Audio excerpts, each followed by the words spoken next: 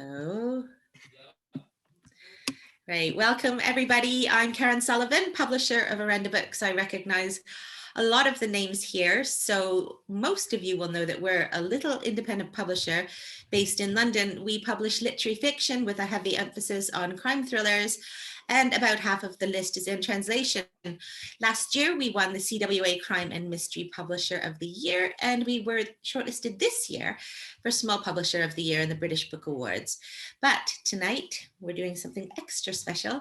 We are here to launch an absolutely brilliant debut from award-winning ex-CNN news executive, Sarah Sultoon. The Source is an important book dealing with relevant, shocking issues that are all too prevalent in society and not always given the airtime that they deserve, nor are the criminals involved ever satisfactorily brought to justice. Through two timelines, two unforgettable characters, Sarah has shone a light on government cover-ups, on the sex trafficking of young people, of the devastating impact that poverty and abuse has on those involved. Sarah's brilliant agent, John, submitted this novel last year when I was laid very, very low with COVID. And behind the scenes, Sarah quietly persisted in nudging us to consider it, chatting regularly to our Twitter fairy, Mary Picken, who is here tonight. And she felt Orenda Books was the right home for this book, and she was so right. The energy of this book, the energy of the writing is startling. I mean, it startled me into action, actually. The prose crackles and the rich authenticity of the newsroom setting, the immense sensitivity with which she addresses harrowing subjects, the feeling of hope, of retribution at its ending won me over immediately. And that doesn't go anywhere near touching the immense sense of tension that drives this book. It really is a truly incredible debut, beautifully written, accomplished, powerful. In other words, it's an Orenda book. And Sarah has been an absolute delight to work with. So joining her tonight, we have some special guests. We've got Jo Spain joining us from Ireland. I think that's where she is. She's working on the set of TV production, I think, right now. She is a best-selling crime and scriptwriter who has written the adaptation for The Source for Lime Pictures, and we hope to see this on our screens soon. I think, I don't think it's gone into production, but this is going to be very exciting. Jo's the author of 8, I think, best-selling novels, including the DCI Tom Reynolds series and 2 standalone thrillers, Dirty Little Secrets and The Confession. Her next book is The Perfect Lie, which is out in May, and everyone's, of course, talking about it. We're also going to be joined by our Dark Prince of Northumbrian Noir, Matt Veselovsky, who will be joining us from Newcastle tonight. So he's the author of the best-selling 6 Stories series, with the 5th chilling book in the series, Deity, published earlier this year. I think some of you were at that launch. Interestingly, that series has also been optioned for TV in the US. Matt is also known for weaving topical issues into his books, and I knew he would love The Source. And very excitingly, I'm just looking over, I wish I could see her on the screen. All the way from New Zealand, we have Vanda Simon, author of the best-selling Sam Shepard series, which is a particular favorite of Sarah's, and mine, of course. We had to have her here tonight, and we're very grateful that she was prepared to go live on screen at 6 a.m. her time. Thank you, Vanda. Vanda's latest book, and her very best yet, is Bound, and that's out now. And last, but definitely not least, we have Dr. Jackie Collins, Dr. Noir, leading the proceedings for us tonight. So I should be able to recite her thing, but I did make a note. Let me just make sure I get this all right. Jackie is founder of Newcastle Noir Crime Festival and a crime fiction expert. She's a former senior lecturer at Northumbria University in literature, film, and TV, and Spanish language and culture. She's currently based at Stirling University in Scotland, and she's coming to us live from Edinburgh now. So Jackie co-hosts a fortnightly crime fiction radio program on Spice FM. She hosts literary events with the Honey and Stag events team, and is a member of the Coreless Books team, a new independent publisher of translated literature translated crime fiction even, from Romania, Iceland, and beyond. Jackie has worked closely with us since I founded Orenda Books, and she's not just a huge inspiration and support, but a very good friend. And one of the most knowledgeable people in the crime fiction world. So we are in very good hands tonight. Welcome to you all. Now, we have signed copies. Look at this. This is exciting because I can actually show you a real signed copy, not a book plate. They're available now from our online bookshop. This is the first time we've been able to sell direct. And Sarah visited us last week, and we have over 100 books in stock. So if you order yours now, you'll get a signed first edition of a phenomenal book that is bound to be a talking point for years to come. And now I'm going to hand you over to Jackie. If you have a question at any point, use the Q&A facility at the bottom of your screen. If possible, use that instead of the chat facility, because the chat we tend to lose them in the chat. Yeah. But we'll leave lots of time at the end to go through them. We'll have our crime writers popping in and out throughout the evening, but you are here for the duration, and I hope you have a great evening. Good luck, Sarah. Thanks, Karen. Thank you so much. Sarah, such a pleasure to meet you. It's really difficult to say thank you so much for writing this book, because it's one of those texts that when it comes along, and every now and again, a text like this comes along, but you know that you will never be the same again once you've read it. And you know, thank you for doing that. And thank you to Karen for publishing this so that we get to go on this journey, on this search for the truth. And I'm going to ask you, of course, about the novel. But before we get into talking about the text, I'd like to ask you, being the journalist, Sarah, and being the novelist, Sarah, are they two very different writers? Wow. Well, firstly, thank you very much for having me, and thank you for being so kind about my book. It does sort of feel like this is happening to somebody else. So have to keep reminding myself that I did write it, and it was all in my kind of twisted brain for quite some time. We are very different writers, because Sarah the journalist doesn't make anything up and never got a chance to use her imagination other than a kind of problem-solving way. So journalism is usually a test of your tenacity, your ability to ask the right questions to get to the heart of the matter. But, you know, when it comes to creativity, it's more about using the visuals and maybe how you put the pictures together and how you write the pictures, rather than necessarily what it takes to write a story, write a work of fiction. I'm really enjoying using my imagination these days. I'm sure that my family would be really alarmed to hear that, because my imagination has taken me to so many terrible places. But you know, it wasn't like that in journalism at all, and neither should it be. So I'm quite enjoying the difference in the two disciplines very much. Thank you.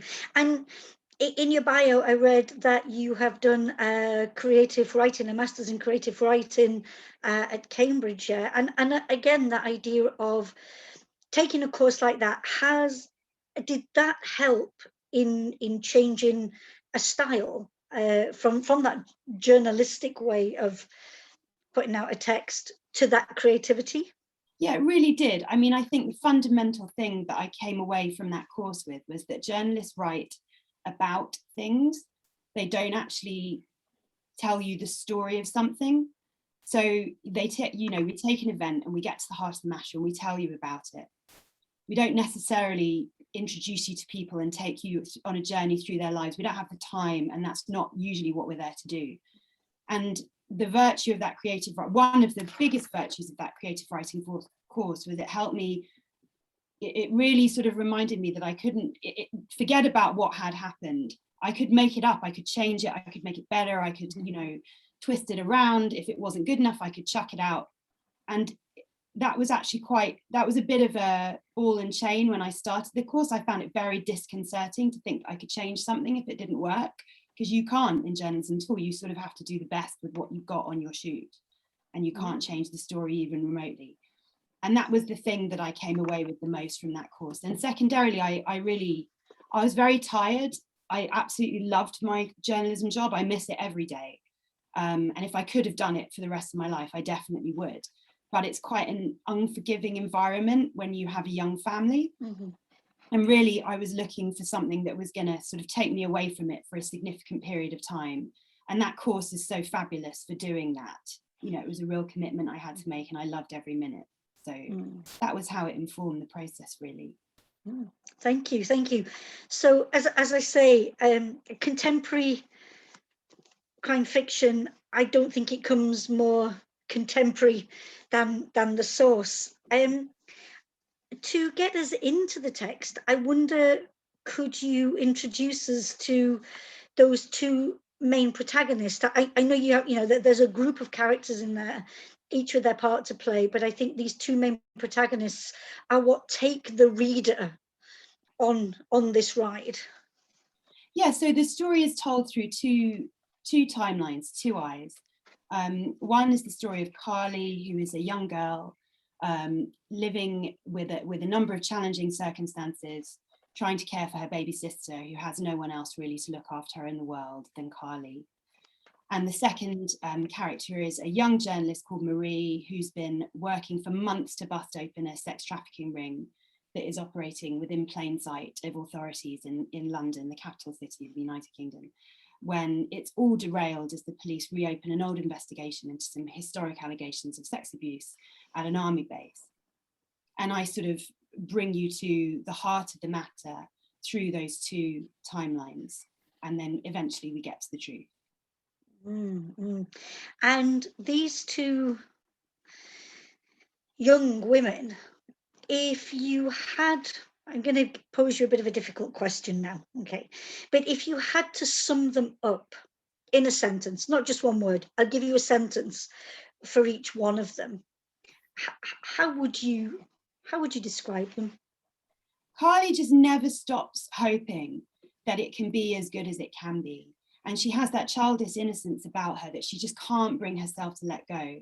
And it's really, you know, it cuts to the core of you, really, that she is faced with so much for someone so young, and she still won't let go of the fact that it shouldn't be this way, and she deserves and she hopes for better. Marie is absolutely determined that no life should be built on lies, and she's dedicating herself to the pursuit of the truth at all costs. And she has that resilient nature that any good journalist has to kind of lacquer onto themselves in order for them to do the job to the best of their ability. And that's Marie. Thank you. Now, I wonder, you did agree before when we were talking, I wonder if you'd do us the honours of whetting our appetite if we'd not had a chance yet to get into the text. Okay. I can read a little bit. Thank you. I'm just going to read a little minute from early on in the book. This is one of the early chapters from Carly. It's set in a town called Worcester in 1996. Ma's on the sofa, eyes closed, mouth open. At least a packet's worth of fags crowd the ashtray, rising up and down on her belly, but as usual, there's none left for swiping. Kaylee's standing, rattling the bars of her cot, so close it's almost in Ma's face. I clatter my keys on top of the telly, squawking next to the front door. I know it wasn't always like this when I got home from school, but these days it feels like I'm walking into the same film every afternoon, the same second when someone pressed pause, the same fog of smoke in every corner. Just like yesterday, the week before, the month before, there go Kaylee's screams again, bouncing off the walls, through my head and back, opening up new cracks in any memory that's still left. I can't be cross with her though, how could I be? She doesn't know how hard I'm trying to remember how it used to be. She just had the bad luck to be born in the first place. Thank you. Is that enough? It's you could read all evening, but I know there's lots going to be happening on this program. There was something that really struck me though, especially from Carly's point of view, and when she envisages the past, she often digs back in her memories to a time before, and she speaks of those memories through a sense of smell. She remembers different smells from way back, you know, in her childhood. And I was really keen to ask you, do you have a good sense of smell? I don't think so. I mean, I've never thought I did. Maybe I do. I've obviously never had COVID, which is nice. Mm-hmm. Oh yeah. I don't think I do. I know I have supersonic hearing because I'm very short-sighted. And I've always been able to hear very well. No, I don't think so. I think probably if anyone from my creative writing course is listening, this will make them very happy, so I'll say it. But I think it's one of the things that I learned, you know, when you were actually discussing the technicalities of how to write, you know, the most evocative prose possible. It was always, you know, you come back to your senses and how can you bring the reader into the room? What does it feel like? What does it look like? What does it smell like? Does it taste of anything? You can often, you know, I used to notice this when I was working as a journalist, you know, in particularly tense situations, you can taste gunpowder, you know, you can taste tear gas, you can sometimes even taste like sweat because it hangs in the air in a claustrophobic space, if you're in a bomb shelter, if you're sheltering in a, you know, in a stairwell, anything like that. So, you know, you can make your writing very visceral if you come back to the senses. And I learned that both from that course and sort of coming back to my own experiences in, you know, sticky spots. Yeah. You bring that out beautifully. So two time frames, two young women, and I wondered, in your creation of the source, did you write Carly's story and then did you write Marie's story? Did you have that parallel, those parallel ideas running along? How did you, the sort of like the nuts and bolts of bringing this gorgeous creation into being? Oh, you know, I really wish I knew. I just sort of, there's nothing so skillful or nothing like that. I just kind of started and kept going. And I think it would probably have been infinitely easier if I'd written one timeline, then cut it up with the other. But I didn't. I just started and unrolled the string and got to the end and then went back and fixed it a few times. I think this is one of the wonderful things, though, about a person's creativity, that it never need mirror anybody else's. It, you know, there's no right or wrong way to write. It's right how best, you know, things emerge from you. So yeah, now we have our first special guest to bring in to the picture. So I wonder if wonderful Jo Spain could come and join us.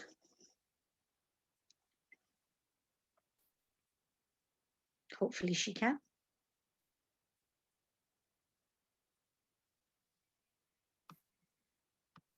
Oh, she's in between. She's disappeared from one area, so she's coming to the next. Oh, that's lovely. Oh, I like that. Down the corridor, and she will be joining us really soon, which is great. Oh, she's in the ether somewhere between. And wow. Just while we're waiting, is she there? Is she with us? Because I'll slip another. Yeah. Yes. There she is. Hey, there she is.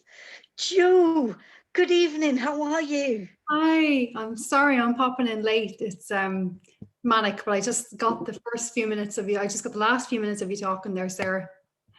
Hi. Congratulations.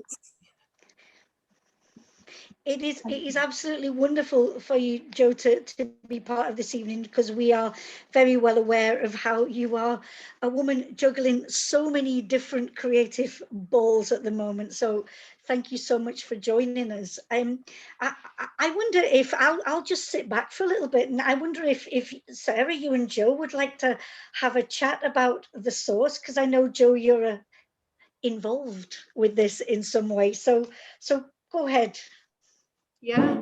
Well, I mean, I'll come in, Sarah, and you just jump in whenever. I'm always really excited to talk about projects, because the vast majority of projects I'm on, I'm not allowed to talk about until we're actually filming. So we're filming one next week, and it's the first time. It's everywhere. It's in all the media. It's the first time I was able to say it, you know. But this one, the producers are so positive about it. Like, they didn't mind actually that they said that they'd optioned it, you know. So I guess the story behind it is, So I'm obviously an author, but I've been writing for screen for the last few years as well. And now I'm doing an awful lot of books to screen adaptations. So on average now I get sent perhaps a book per week, and I'm asked to read it with a view to adapting it for screen. So I turn down a lot of books, basically, is the thing. It really has to grab. I just can't do as much work as I've been sent, so it really has to grab me. And when I was sent a pitch deck for Sarah's book, first of all, and that's kind of like just a couple of pages, and it's pretty much like the synopsis is on the back of the book now. And I was immediately gripped. I immediately wanted to read more. So I contacted the producer and I said, okay, you've got my interest now, you've won my interest, send me over the whole book. And he kind of was preemptively saying, look, you got to know this is early draft stages. She's still working on it. You know yourself as an author, you know, she's going to do lots of drafts and everything. And I was saying, well, because I'm an author, I'll be able to see if the raw material is there. And I read it in, I think, 6 hours. And I'd emailed back that night and I said, okay, I'll adopt this for you guys, you know. And I had two things. I mean, I think a lot of people, the way the book world has gone now, most people think that a book has not become a success unless it's been made into a TV show. And the problem there is not all books translate very well to screen. And there has to be something in it. There has to be enough story in it for a start, because an awful lot of books might make, you know, 1 hour or 2 hours of TV. And Sarah's book, because of those dual timelines, has so much storyline. The characters have to be really rich. You can't have like one lead character and then a kind of sideways cast that barely feature, because they all have to come alive on screen.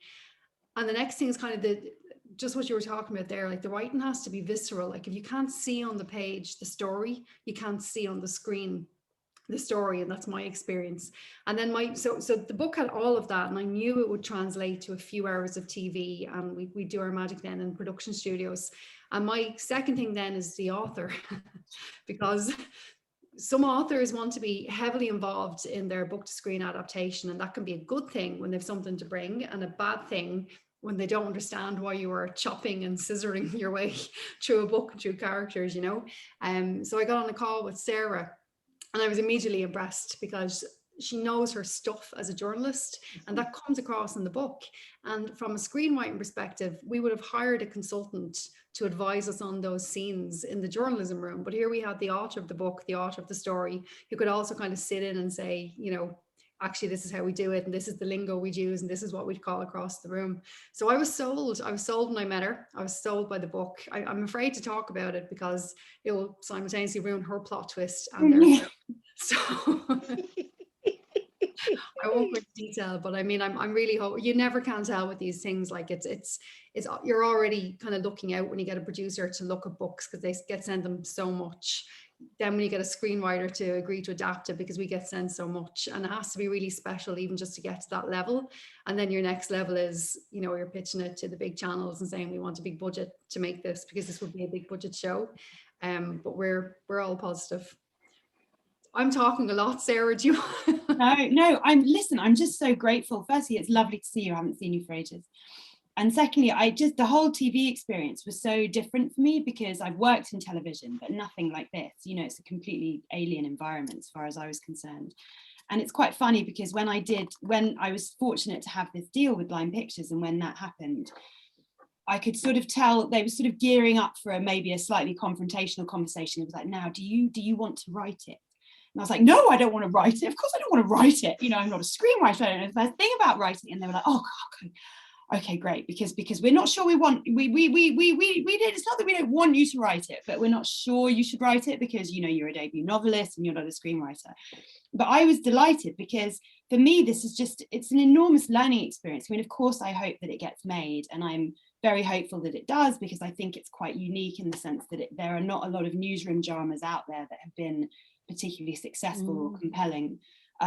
Which as a journalist really winds me up, because they're just as fertile a storytelling environment as a police department or a legal drama. If anything, they're more fertile, because you know, there are so many police and legal dramas. Like, why don't we try and tell it from a different point of view? But for me, you know, the whole experience of working with you and understanding what goes into how you splice and dice a novel for television, like I was full of terror when I looked at my 2 dual timelines and thought, well, how does this work on the telly? And you had it like this.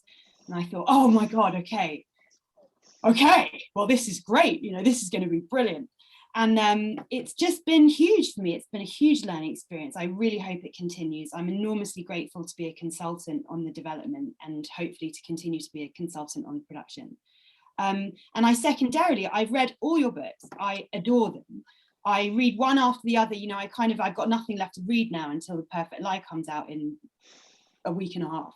And I read all the toms, you know, one after the other. I sort of put down my Kindle, thought, can I, is that weird? No, I'm going to roll straight into the next one. I think that's okay. It's not weird and obsessive behavior. And except it is, but I'm sorry about that. And I've just learned so much from that. And I'm not sure, you know, if I would have done had we not been involved in this together. So I've just been very grateful for every second of it. And thank you for your support. That's one of the queries, obviously, when they send me books, I just say, like, is that author read my I only read one of them, is the truth. And that sort of denigrates my journalist credentials, because I usually like to deep mind people to the point of ridiculous if I'm going to actually work with them. And the fact that I only read one of your books suggests that I liked it so much that I didn't feel like I needed to read the other 7. Well, no, you've only written one, and I know I'm going to be reading all your books. I mean, I think there was something about this one that, and it's not that, like, when I say I turn down books, and it's not, you know, because they're not good books. Like, there's lots of books out there, but sometimes when you're working so much, you really have to get something that appeals to you. And I remember when I was doing the pitch document for the broadcasters with this book, and I was saying there's 2 things that really strike me about this book. And one is looking at that modern newsroom. It's really pertinent at the moment, particularly in a time of when there's so much skepticism around the establishment media. The fact that 9 News and this is continuing to try to break really essential and important stories, you know, and they'd be under accusations of bias and budget cuts and all the rest of it, and they're doing the best jobs they can. And when I was growing up, I think I wanted to be one of these kind of journalists. I wanted to be like the Woodward and Bernstein, breaking the story. So all of that really appealed to me. But the second thing was that kind of notion of queen and country, what people will do and hide behind to do, you know, the people who kind of wave the patriotic flag. And sometimes that can be to extreme right or to extreme left, but oftentimes it's also institutions. And I was fascinated that you'd gone down this really challenging and complicated route. And initially I thought, you know, will anyone be brave enough to take this on and produce it for her? Because it is intelligent writing, it's an intelligent book, and it will be an intelligent TV show. And we don't get too many of them anymore, you know. And I mean, I do a lot of shows for my payday, basically, you know, like I work to pay the bills, but every now and again a project comes along and you think, if this is made, this will be a really important drama.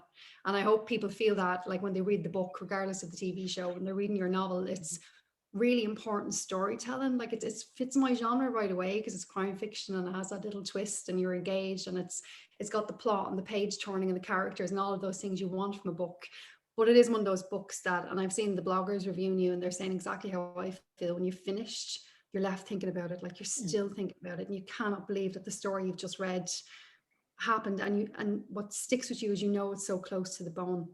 You know that this has happened, and it's distressing, but not in an upsetting way, just in a very challenging way to how you view the world. So you've done a magical job, Sarah, and I just hope it soars for you. Thank you. I'm sort of glad that you mentioned the kind of journalist, the newsroom environment, because a lot of times people ask me, why did I write it? And the truth is, I never really knew exactly why I wrote the story that I wrote, but I did know one thing, which was I wanted to write a story where the journalists were the heroes, because I was so sick of them not being, that it was really about time that they were. And when I started to write this, you know, Trump was at peak, denigrate every journalist that comes into my press room, and the CNN chief White House correspondent had his ID confiscated for asking questions. And it just, you know, if the arts have got any moral responsibility at all, then isn't it often to explore what we can't explore in real life? And if the journalists can't do it, then isn't it time for the novelists to have a go? Like, shall we put it into fiction and talk about it if we can't talk about it as real people?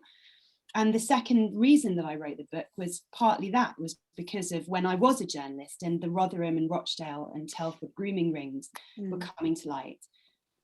You know, there was just a cover-up of an enormous scale trying to be machinated by various different arms of state, because the information that was being uncovered by different journalists was just so radioactive, because it was deemed that it would inflame race relations if it ever came into the public domain. And that shouldn't matter. You know, it shouldn't matter if information is radioactive. That's what journalists are there to do. And the more we devalue them, then the less we will ever be told what's really happening.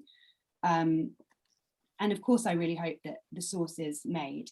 I have no control over that, but it would be another indication to me that the arts is willing to stand up and be counted in a way that, you know, it's very hard for the journalists to keep doing at the moment. I think after It's a Sin, you know, Yes. that's given all screenwriters hope, because sometimes broadcasters just want a commercial package that's already successful, you know, the kind of like dual detectives who solve the murder of the week or something like that. And you can understand from their perspective why it takes a real, I mean, there's a lot of money in TV compared to the book industry. When you're working on shows where the budget is 12 million, people want to make their money back, you know.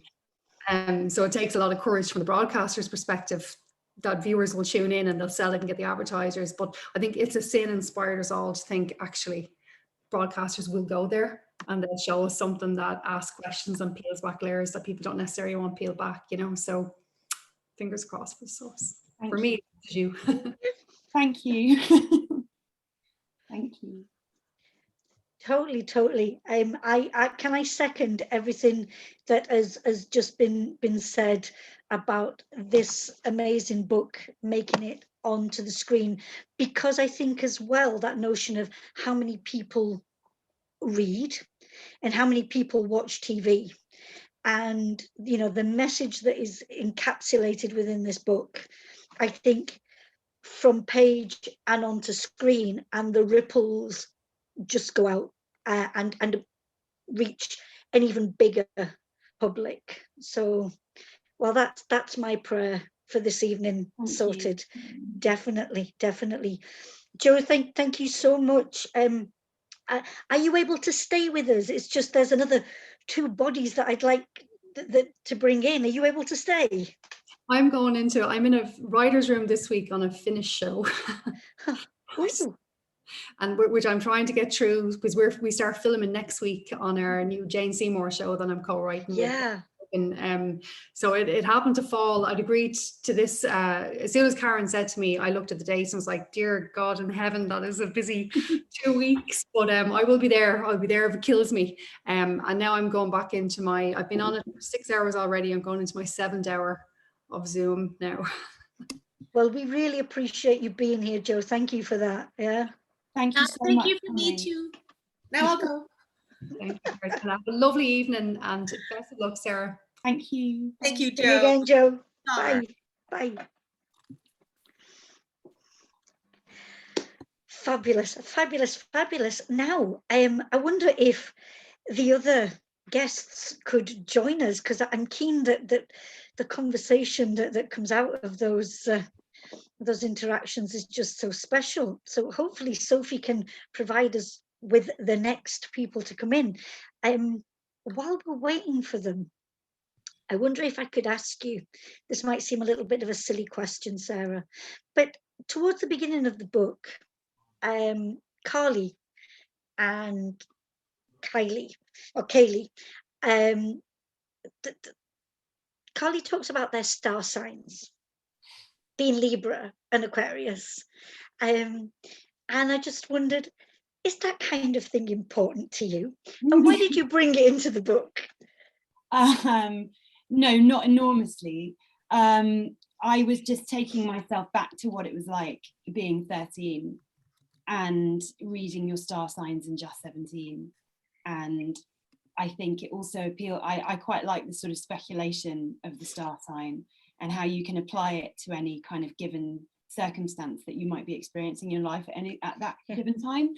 And it just occurred to me that, you know, Carly's always dreaming, you know, she's always hoping. And I could see her really connecting with astrology at that age. And that was kind of where that came from.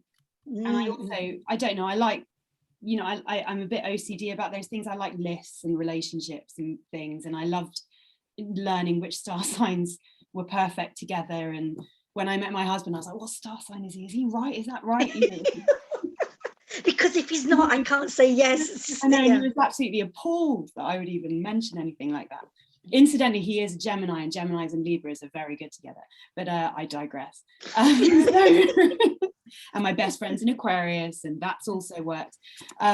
So that's just, you know, it was just some sort of geeky thing that I thought applied well to her at that Definitely that capturing of that moment where you're no longer a child, but you're moving into adulthood, and those thought patterns and ideas that become part and that you might later discard. But I think it's just one of those moments that you capture. I also think it's one of the moments where you give us a little bit of respite as well, you know, from considering those heavy subjects that have been spoken about already. And I wanted to ask, was there at any point where you felt you weren't going to write this book? You know, the longer I spend away from it, the more I question what I was doing when I wrote it. And I think the more distance there is between me and my old career, the more I kind of can't believe some of the worlds I was inhabiting when I was doing that job. Because the longer time I spend from it, the more I realize how extreme some of the things were that I was dealing with at work. And, you know, some of the stories that our field correspondents would come home with, and how inured you become to that sort of information. You don't not care about it, but you become very able to deal with it. Now I read the source and I think, oh my God, you know, what was I'm not sure about that at all. And so no, I never thought I wouldn't write it, but I do think I suppose it doesn't concern me. I'm not trying to put people off. I think I have probably taken it to the limit. But can I say again, as Karen mentioned at the beginning, you deal with these matters in such a very clever way. There is nothing graphic at all in this text. It's all there, but you just deal with it so sensitively, and you know, thank you for that. Now then, look at this gloriousness before us, Sarah. What a wonderful celebration of your work. Joe Spain, and now these two, well, just tremendous crime writers. Yeah. We have Matt that seems to have gone now. Matt no longer wishes to play. Oh no, he's come back. That's great. Matt Wesolowski and Vanda Simon, which is just tremendous. I wonder, would you lovely bodies open your microphones? Hello. Well, hello, sir. Lovely to see you. How are you? I'm all right. I'm very wet. I've just been coaching football for an hour in the pouring rain. But hi, Jackie. Hi, Sarah. And hi, Vanda. Hi, Matt. I'll say good morning. Good morning, Vanda. Morning. How is it with you over there? How is the morning? Jolly fine and a bit cold. Do you know, we've lived through a year of this kind of life, and this is one of the moments where it's not that bad at all, is it? When you think that if we weren't able to do this, if we weren't living in these times, this configuration would have been really tricky. And I just think, you know, it is wonderful to think we are connected in all these different places. So I am going to sit back again. I'm just going to throw out into the arena. Matt, Vanda, what was your impression of the source? Matt, do you want to set off for us? Yeah, the source, I finished it the other night, and I remember reading the blurb for it and really being intrigued, especially about the vulnerable young people, because they're a sort of a group of people that in my sort of unwriting life I work a lot with, especially young girls who have been, and I've worked with some young girls who have been involved in the kind of grooming and unpleasantness that's dealt with, and I have to say, wonderfully sensitively in the source. And I thought what really stuck out for me in the book is how the girls were described, how they were vulnerable, and it wasn't a cliched story about just they were from a bad area and from a bad place. I thought the fact that you went really deep into their family life and the desperation they had and the feeling of wanting to belong, and those things are so important when we talk about vulnerability, because I think they're also important when we talk about such a sacred cow such as the army as well. Then not the army exploiting them, but the people in the army exploiting young girls had to be dealt with in such a way that had to be realistic. And I thought you got that across really, really well with the authenticness of it. And it was about how susceptible people are to things like grooming. I thought that was done exquisitely well. Thank you very much. Vanda, what about yourself? Well, I was quite blown away by this book. I'm one of these readers, I have a tender little heart, and which often doesn't cope well with really difficult subject matter, particularly if it is involving issues around children and young people. But at the end, I was actually so pleased I had read this book because, as Matt said, you just dealt with the vulnerabilities of these children so incredibly well. Carly, she was just amazing. She just portrayed this teenager struggling so hard to hold it together, and who would just do anything for her baby sister, who took over that responsibility that she shouldn't have to at that age. Frankly, you shouldn't have that one issue of having a mum who was completely non-functional at that age. She was still going to school. She was still prioritizing that. She was still trying to have a social life. But she was so engaged in wanting to protect and just the sheer love she had for her baby sister. That was just amazing to me. So, that angle you took where you portrayed her as a good-hearted young woman just trying to deal with life was quite astonishing. And then your other character, Marie. Again, I loved her, and I loved her tenacity. One of my favourite parts of it is just her tenacity and trying to get her foot in that journalism door. She was so determined, and that determination then spilled over into her trying to find the truth in all matters. So, these two incredible characters. So, I was delighted that I had read this book, even though when I sort of looked at it with a little bit of fear and trepidation, but it was just handled so incredibly well. Thank you, and thank you both so much for coming this evening, particularly Vanda. It's 6:30 in the morning. I don't quite know how you look so happy, and you're even talking about these really dark matters before you've even had your coffee. And I love what you said about Marie, because I hadn't read your books before I joined Team Orenda, and when I had read your first, I was like, thank God, because Sam Shepard is like Marie to me.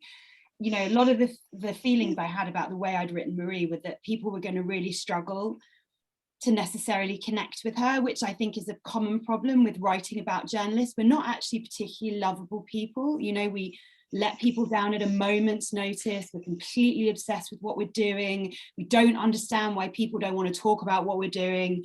We don't understand why people don't think that what we're doing is the most important thing that we could possibly be doing. And Marie has a lot of that, because it's a fact of the job, and it's why sometimes journalist fiction and journalist television doesn't do very well, because it's not empathetic enough.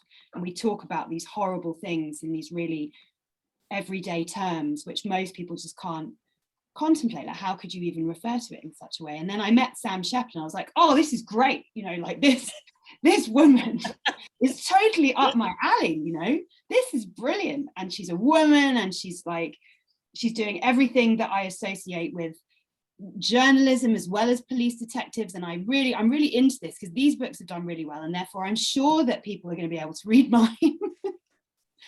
So thank you for that very much.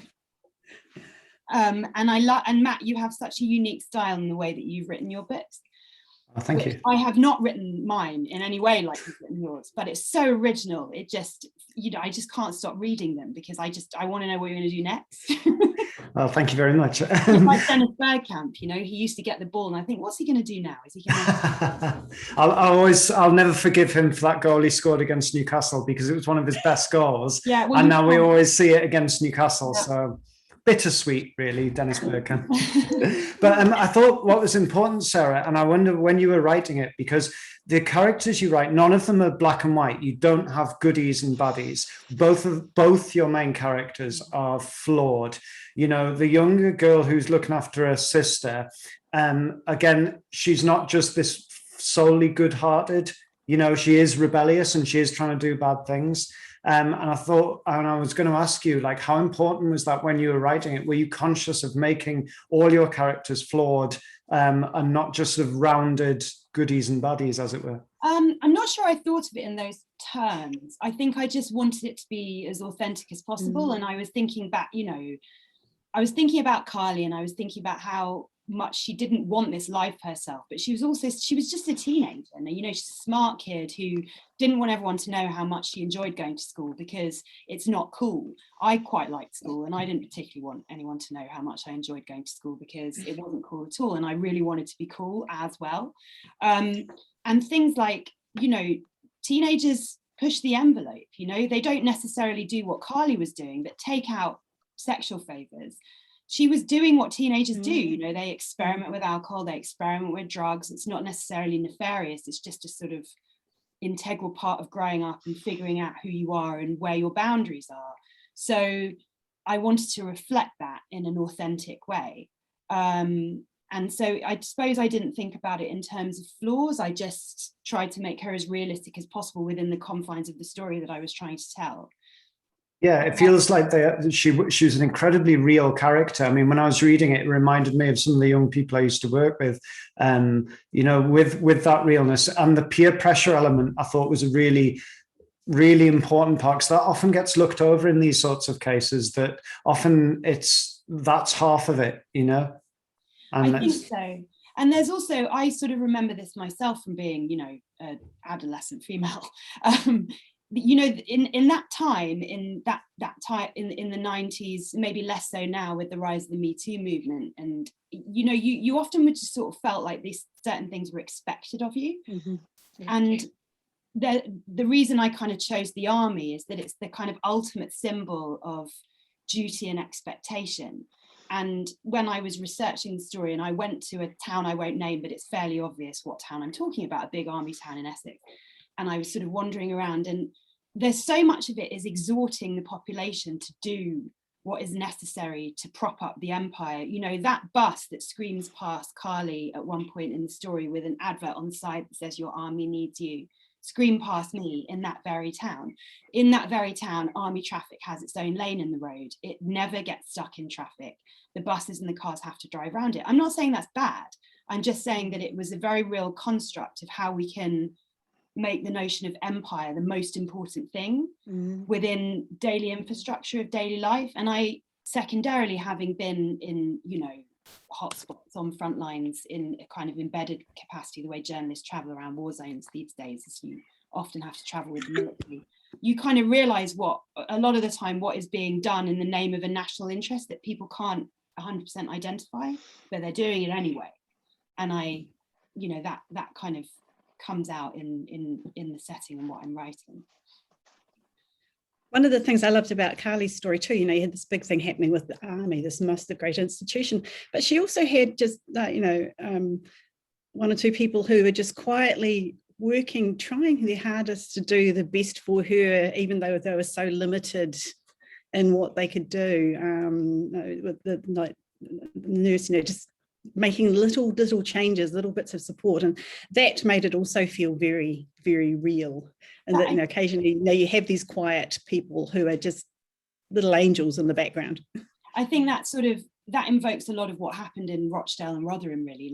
We all know about that now, thanks to a lot of the work that the journalists did at the time. But there were these social workers who were seeing these girls coming in day after day, not really knowing what it was they were being subjected to and not being protected for it, and the type of sex that they were being forced to have with all these men. And they were trying to tell people about it and no one would hear them because it was so radioactive who these men were and what they were doing in these towns. And, you know, I really wanted to pay tribute to that in some way, even though this book is not about Rochdale and Rotherham, but it finds its origins in a lot of what happened there. I wonder, could I come in and just, I've got a couple of questions that have come in from people that are with us this evening, and just to make sure that we get through, and I've got questions for Matt and Vanda as well from within these questions, so that is good. But Sarah, a question from Amanda, who says, I started reading last night and it's grabbed me from the start. Such a difficult subject. Hope you don't mind me asking, how do you deal with the personal trauma you must have to deal with whilst researching such traumatic source material? Well, yeah, not sure really. I think because of my old job, it doesn't feel, it's probably quite abnormal. It doesn't bother me that much, which is not to say that I'm a robot. I just, I think because I've done it so much, you have your own coping mechanism. I run a lot, Marie runs a lot. There's a echo there of, you know, you can sort of sort it out in your own brain and let it go. I don't know, honestly. I think there's a sort of catharsis involved in writing fiction as much as there is in journalism. In journalism, you can tell yourself that you're trying to help, and you're bringing you're shining the light into the darkness, and it's possible that if you tell these stories, then something will get done about them. But similarly with fiction, it's helped me sort out a few things that have happened in the past that maybe I haven't come to terms with. So I think it's a bit counterintuitive in a way. I've probably seen a bit too much in the past, and this has helped me. Maybe for someone else who hadn't, it would be the opposite. But for me, it helped rebalance things a bit. I know that sounds really deviant. Sorry, I don't mean it to. Sometimes you have to face the monsters in order to get past them. Exactly. Yeah, exactly that. Yeah, definitely. And I'll throw this out to the three of you because it's a question from Joe Williams at Bookie Charm. And she says, to all panelists, which real life crime do you wish you could rewrite and why? Oh God. Ooh. Someone else go first. As in rewrite so it ended up differently, or rewrite as in a story? Joe doesn't say that. If Joe wants them back and let us know which way they mean. I'll go historic. Go on then. Go on, Vanda. Because I've sort of referenced it in a wee bit in my academic world stuff, but the Crippen case in Britain in 1910, where Harvey Hawley Crippen murdered his wife and buried her body in the basement and then absconded on a boat over to Canada with his lover.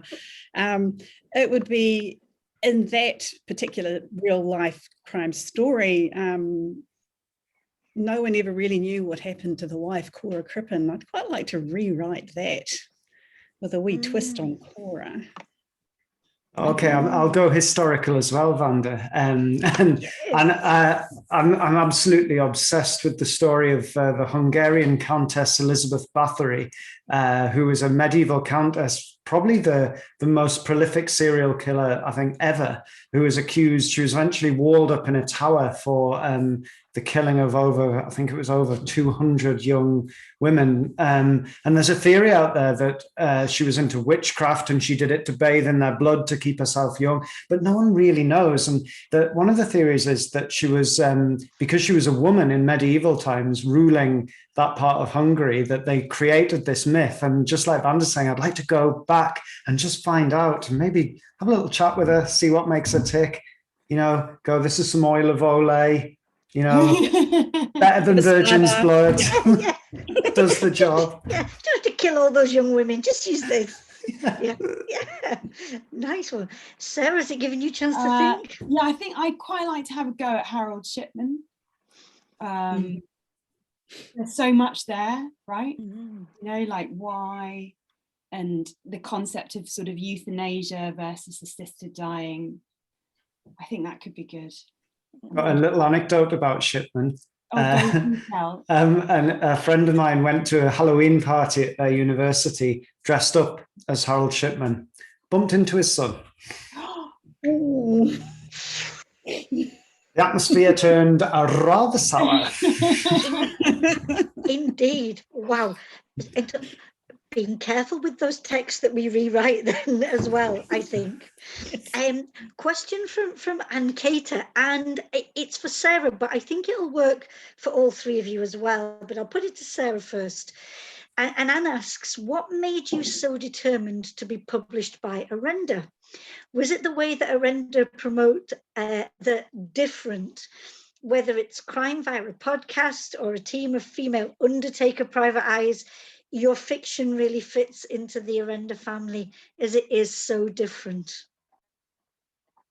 It was quite simple, really. I read an interview with Karen where I forget with who it was now, where she talked about how she was into a gender setting fiction, and I literally did not have to read any further because, you know, I don't want to put potential readers off what I've written, but the truth was it is a gender setting fiction. Like, I am trying to make a point, and whether I've done it, you know, the jury's out on whether I've done it skillfully enough to really land. Like, I'm enormously grateful that people have not so much enjoyed reading it, but they've got out of it perhaps what I had hoped. But that was all I needed, really, because I was, you know, I did know that I had written something quite confronting, and it was possible that it, you know, was it going to be commercially successful? I don't know. I mean, I wasn't necessarily into it for that. So that was largely why, because she said that and I read it and I thought, well, this is going to work. And then it did. Yeah. Thankfully. Yeah, it did. Vanda, how did you and Orenda come into being? Well, my introduction to Orenda was actually via Craig Sisterson, who was put my novel Overkill into Karen's hands, and I think Craig was fairly insistent and determined, and he said to me, he talked to me about this new publisher, and you know how amazing she was, and that you know, he thought that would be a really, really good place for my books. And yeah, Karen has a lovely story that she tells about reading my book on a train that I'll leave to her for another day. But I'm just so eternally grateful to be part of Team Orenda and the Orenda family, and having Mama Orenda there, because it's a fabulous group of authors and an incredible range of books and reading. Some of it really groundbreaking. Like I said, you know, look at Matt's books, the way you've written, that's a completely new style of writing with your 6-story series. And yeah, so just so damn proud and happy to be part of the team. I'll do my cheerleading. Yeah, Team Orenda. Yes. Mary Pickens says it's the best team ever. Totally, Mary, totally. Matt, you're becoming Orenda. How did that happen? I mean, your books certainly, without a doubt, bring that difference. Yeah, and I kind of didn't know anything about crime writing or crime publishing or anything, and I kind of entered a crime writing competition on a whim to pitch your crime novel at a book festival. So I went and did it, not knowing anything. And kind of the panel didn't look particularly impressed. So I was on my way home. I was about to leave when Karen Sullivan approached me, and the rest is history, as they say. As they say. But again, coming back to your book, Sarah, that we're here to celebrate, you know, the source certainly, you know, this is where this book belongs, without a doubt, with Orenda. And here comes Mama Orenda. And I better turn the light on, right? Hold on. Yeah. I started. Keep talking. I've got a comment from Eve Smith, if I may. She says, loved your book, Sarah. Very interested in how you represent power between the establishment, the army, and the victims, between Marie and her colleagues, and especially between Carly and Rachel as friends. This felt so real and raw. So that representation of power. I don't know how I did that, really. I mean, I don't think I have an intelligent response to what is obviously a very intelligent question. I think what I would say, particularly about Carly and Rachel, is I wanted to portray how, you know, she was a victim too, right? And how in its most perverted form, power can make a victim of pretty much anyone. And whilst this is a real thing that happened in Rochdale and Rotherham, which was, as the victims got older, they were listed accomplices on the charge sheet in order that the CPS could effect successful prosecution. And this was largely because they were 15 perhaps when the abuse started, and they were 17 by the time it finished, and they gave their evidence. And so if they were listed as accomplices, it meant that there was enough evidence to successfully convict X. And then I read a few of the sort of real-time interviews with some of those girls, and it made me so angry, you know. I couldn't deal with it at all as a concept, that as a sort of representation of power and triumph by the state, they had actually further manipulated the victims, who were still children. You know, they still came from nothing. And that was, I guess, what I was trying to do there. And I guess it works, right? It's quite hard to believe, and it's quite stomach churning to read about. So perhaps it's not the most ideal topic for commercial fiction, but I think it's important. And there's one more question that I think we should ask, if I may. And I'm sorry we've not got through all of the questions that people have put forward. I could stay here all night. Oh, totally. Linda asks, Sarah, have you felt more empowered as a person as a result of writing the source? That's a good question. I mean, I'm as empowered as any mother with 3 primary school age children has been during lockdown, because I'm a terrible teacher, I have learned. So yes, I feel very empowered because I've done something else successfully, which has got nothing to do with anything other than my ability to put words on a page. But in broader terms, yeah, I suppose I do feel that way, because it felt like a bit of unfinished business I had as a journalist, which is ironic because this is totally a work of fiction. I've made the whole thing up. It just finds its origins in reality. But because I managed to kind of have that moment of catharsis with a number of the themes that I deal with in fiction, I do in many ways feel much more empowered as a person. And I certainly feel empowered as a professional, having managed to do it. I mean, there's a huge sense of achievement when you write a manuscript. I know that Vanda and Matt will also feel this. You know, you have an idea, you get it down, you see it through. It's a long process. It's really unforgiving. It's so lonely and head banging and exhausting. And when you get to the end, you're like, oh. And then no one's there, and you're talking to the wall, and you think it's going to take them 6 weeks to read it. I'm going to go and do something else. But you do feel great. So I hope that answers your question. Thank you for that. Oh, Karen, what an evening. No, I'm really, it's my job now to sort of summarize and draw an end to this wonderful evening, and I don't want to.